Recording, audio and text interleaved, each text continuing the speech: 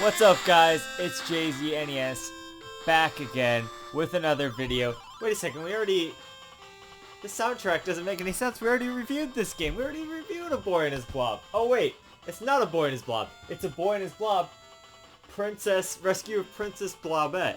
And that's really what the whole game is about, is rescuing that Princess Blobette. I mean, it's in the title. It actually, if you look, it kind of overtakes A Boy and His Blob itself. You can't even see A Boy and His Blob up here. This little text right there. I can't even read that on the giant screen in front of me. But I can read Rescue of Princess Blobette up there. But anyway, actually, oh, that's David Crane there. That's A Boy and His Blob down there. You can read that. Anyway, you get the point. Point is, and I'm not even kidding. The music is like the exact same. I'll just get into that right away. But the music is like almost the exact same, because they use this track and then they use the ending theme. Actually, this track isn't. It's like a slightly less full version of this track, you know, because Gameboy sound or whatever. But it's pretty similar. But they use this track and then the ending theme, and that's it. They don't even use the variation of it, like the that one. They don't use that at all. But yeah, I mean, like, I guess in terms of Boy and His Blob, this is just the music that exists at the moment. I feel like Kid Icarus of Myths and Monsters did a similar thing, but we'll get to that maybe someday, if we ever get to that. I don't really want to review Kid Icarus. Maybe I can play that version where when you fall and you fall below the screen, you don't die, you just like fall. Because I think there's some kind of 3D version like that or something, like on the 3DS or something. Or at least save states. I mean, that'll definitely help, if anything. But, you know, that game's really hard. Anyway, we're not talking about Kid Icarus. We're talking about Boy and His Blob. Princess Blobette Rescue. That's not what it's called, but that's what I'm calling it. For the Game Boy. So it's not really JZNES, it's JZGB. So that's what we're doing here. We're doing Princess Blobette, Boy and His Blob Rescue. That's such a mouthful of a title. But anyway, that's why I'm playing the original soundtrack, because it's basically just the same soundtrack, and this is actually somewhat longer than the GB soundtrack there. So, because it's only like 2 tracks on the Game Boy one. But what I like about this game is that they took all the mechanics of the original game, put it on the Game Boy, and made a whole new world for it. And so it's not just like a watered down port, it's like its own game. I appreciate that a lot.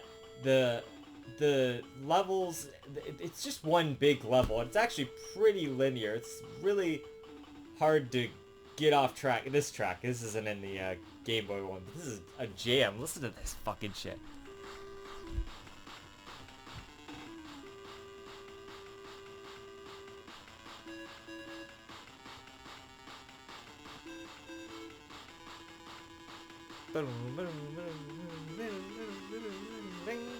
Yeah, it's a jam. This is a good jam.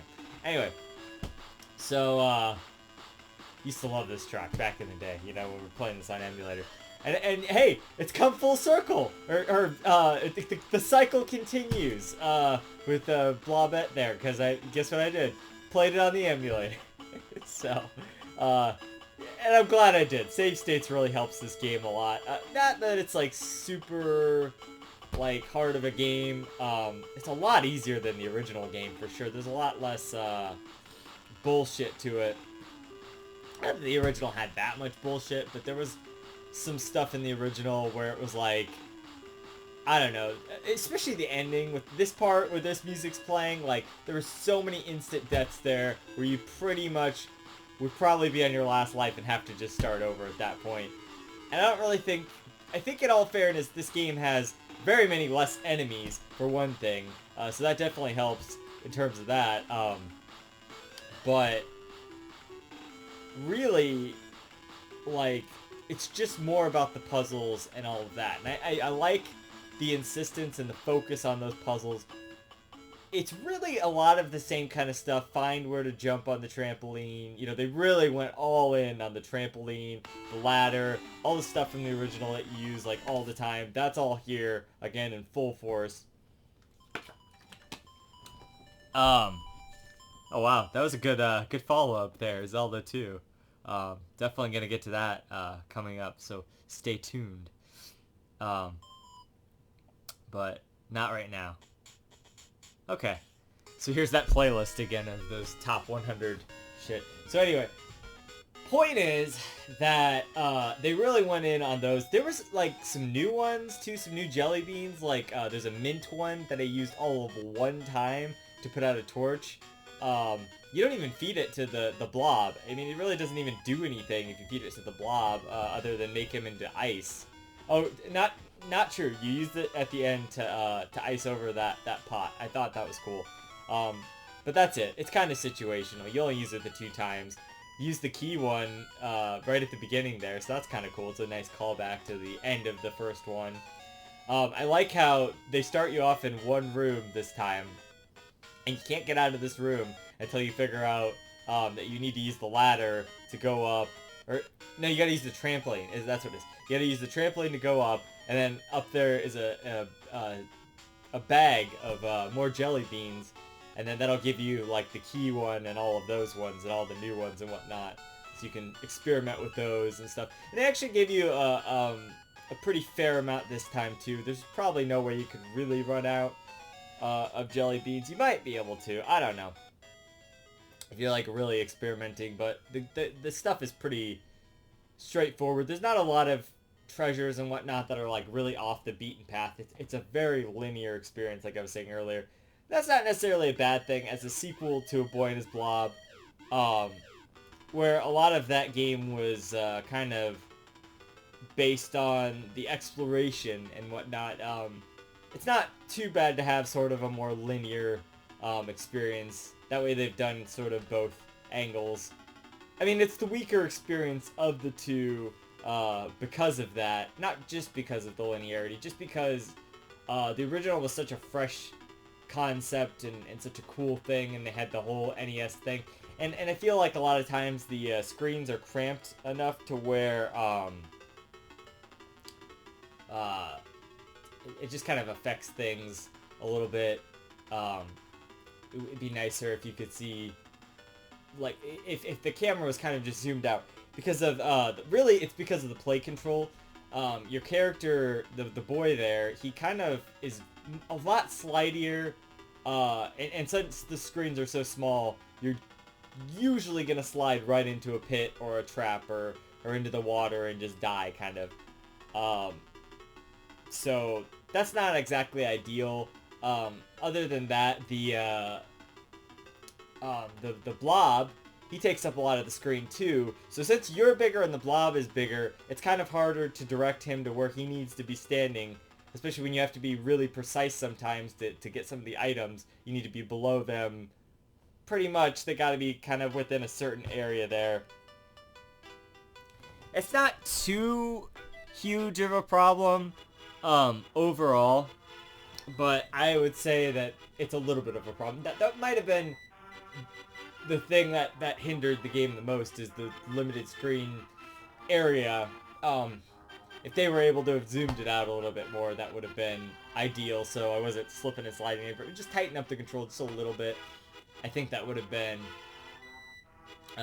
made for a better experience. But those things are really pretty minor. They're not necessarily something I'm really angry about or anything. Like, there's actually aspects of the original I might have gotten pretty frustrated with, but this isn't a game I really got that frustrated with. Now, okay, it was following the video walkthrough, but honestly, I don't even know if I really would have needed the video walkthrough too much. The only thing that video walkthrough taught me was to use the mint bean to put out that torch. And that's the only reason I even started using the video walkthrough to begin with, was just to see what I was supposed to do with that, and I probably could have figured that out myself.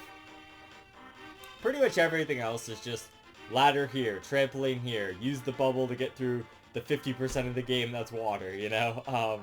And that's pretty much it, you know? So, just kind of jumping around and finding precisely where all the treasures are. That's really what it's about. And that's kind of what the first game was about. But in this game, you don't really use the treasures for anything. It feels like the formula from the first game, and then they just like cut out the ending, really. Because the way the game ends is all you do. There's not even really like a big boss or anything like that. You just kind of go to this one spot on the map, use the freeze thing, and then like jump up to get to the princess. Now, come to think of it, I'm not sure why I couldn't have just done that earlier and not collected all the treasures. I don't know why I needed all of those. Maybe it wouldn't be able to happen if I didn't like do that, or something would be off there if I didn't collect all the treasures. But because really, pretty early on, I could have just gotten to the princess, and then that would have been it. I don't know. Maybe I didn't need to collect all the treasures. Maybe I just went above and beyond or whatever. But that's like, 70% of the game that I would have missed there had I not done that. So, I don't know. But anyway, it's a pretty small game, and it's a pretty small world, especially even compared to the original game there, which had a pretty small world in itself. But it was because you would use the whole ability more, which I never used once in this game. I feel like that. Actually, I did use it once, but it wasn't really to like find a new area or anything. It was just sort of to get to a lower platform without having to go around an obstacle or something to that effect. I don't remember specifically. But yeah. Oh wow, we heard this one too. This is from Kirby. Yeah, nice. We've heard all of these recently. DuckTales, Kirby. There's one we haven't heard. I don't know when I'll ever get to this game before I'll ever get to this game. That'd be kind of a fun one to do some like the older Metal Gears, like Metal Gear Gameboy and stuff.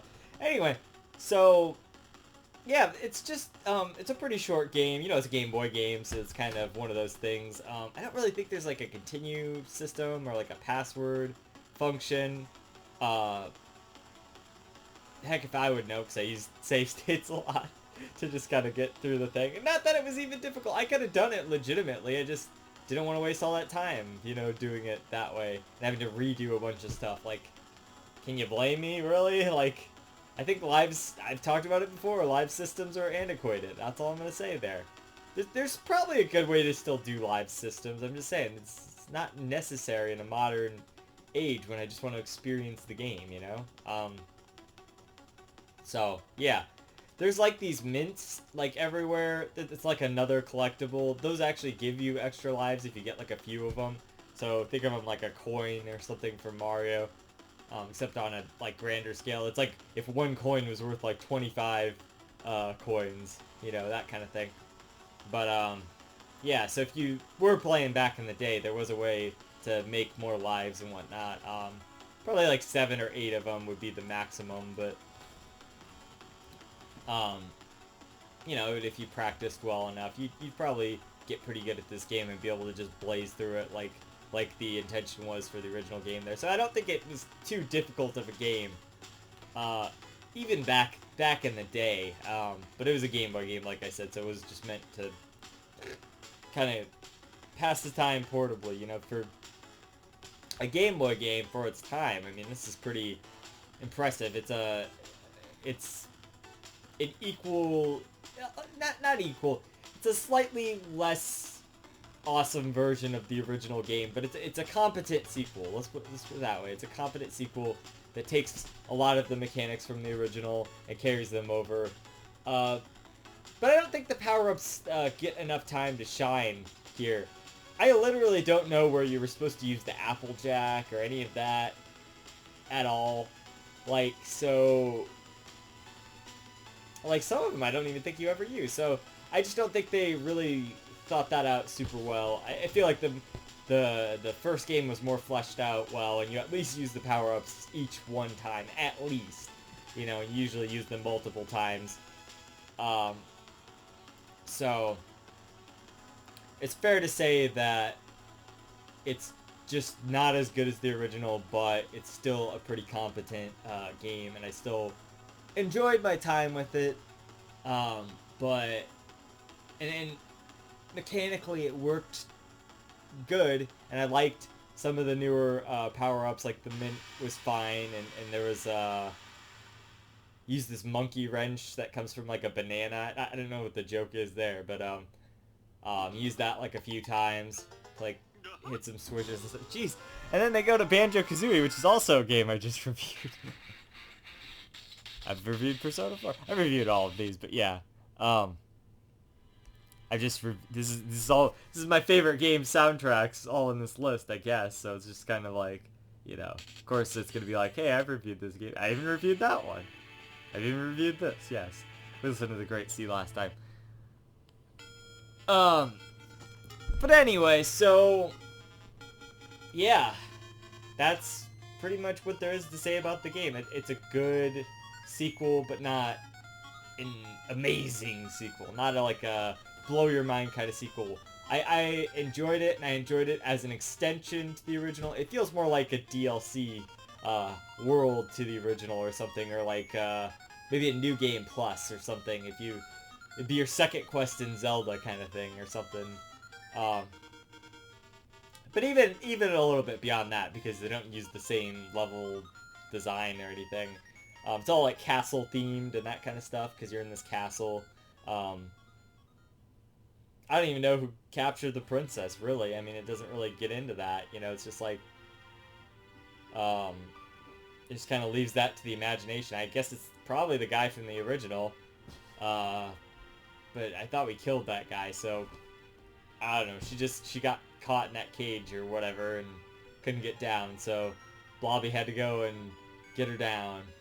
And then at the end, they both are sitting on their thrones there, so. And they look like they got little hearts, so I guess they're in love. So maybe I think the third game is a remake, right? So I don't think he'll be in love with her in the third game or whatever. But you know, Mr. Blob got his Blobbert. That's his name actually, Blobbert. I heard that somewhere. He got his happy ending there. So I don't know what the boy's gonna do. Is he just gonna live on the Blob planet? Or whatever. I mean, there's not really that many enemies. He probably could live there. But I guess that was also like something that was like, aw, you know, like, dang, like, I liked the aesthetic of the original game, the fact that we were like on Earth and then you just like go below the sewers and then it's like you're in this underground area, but it still felt like real, you know.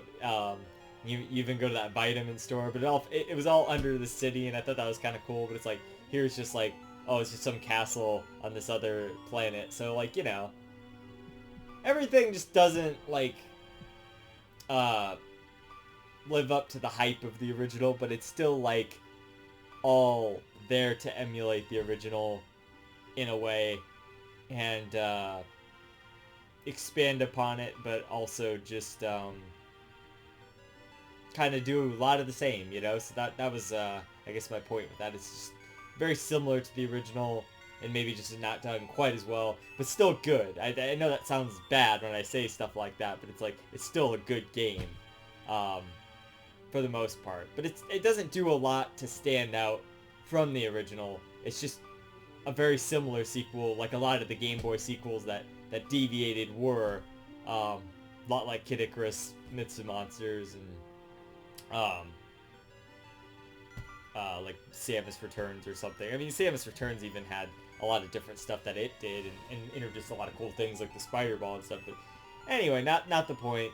A lot of Game Boy sequels just kind of expanded upon the original. This is one of those that did that. So overall, you know, in the music, it's just the same music as the original, and even not even as good there. In quality. So overall, the game's pretty good. I like it. I had a good time with it. It's worth your hour or whatever you're gonna invest into it. And I'm gonna give the game a 7.8 out of 10. And I'm looking forward to the remake there. I'm gonna call it a remake because it's on the Wii. So So yeah, until next time, when we review that, I mean, that won't be next time, that'll be a few times from now, or I don't even know if that's on the docket for this year, but that's not for you to know, that's for me to know, and for you to find out whenever it comes out there, so. Oh yeah, here we go. Now we got some Persona 5 music there, actually. I don't know what I'm going to review that we make there. But we'll get to it eventually. So, yeah. Until next time, this has been JZNES saying keep it classic. Stick around for more reviews, underrated games, and I'll see you guys in the next one. JZ out.